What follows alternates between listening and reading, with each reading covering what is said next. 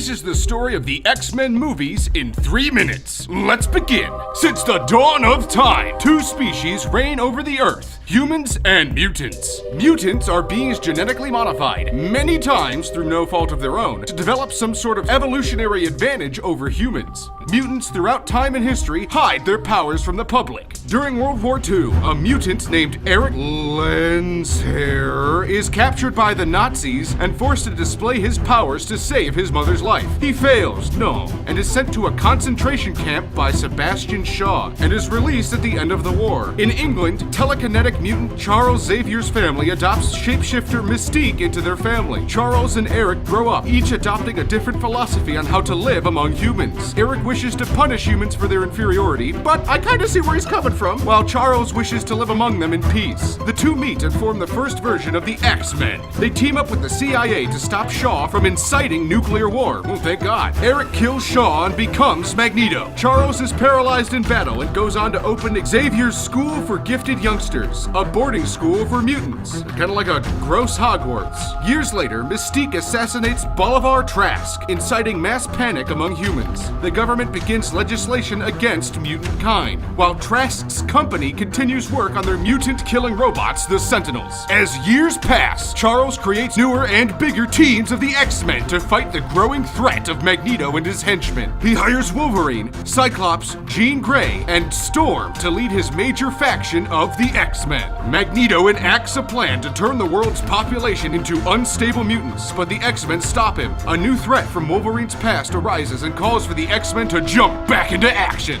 Wolverine finds and targets the man responsible for his mutation and murders him. However, Jean Grey is killed. While mourning Jean Grey's death, mankind finds a cure for mutants. Mutants around the world begin to line up to receive the cure so they can live as normal humans in society. Professor X and the X-Men take a moral stance against the cure. Magneto does too, but with a bit more murderous ambition. Jean Grey is resurrected, but as the celestial deity known as the Phoenix. She is recruited by Magneto and goes on to murder Cyclops and Charles. Magneto recruits other mutants angered by the cure and controls an army he then uses to attack the island where the cure is being manufactured. In the battle, Wolverine is forced to kill Jean Grey. The X-Men continue under new leadership for years. Professor X is resurrected in a new body because death doesn't mean anything, and Trask Industries launches its new Sentinel program to kill and capture mutants. Magneto and Charles concoct a plan to send Wolverine back in time so he can stop Mystique's assassination of Bolivar Trask and change the timeline so mutants do not go extinct. Wolverine travels back in time, teams up with the younger versions of the X-Men, and stops Mystique from killing Trask. With the timeline altered, Wolverine wakes back up in the future, where both Cyclops and Jean Grey were never killed. Yay! That's X-Men in 3. I'd like to thank you guys for watching.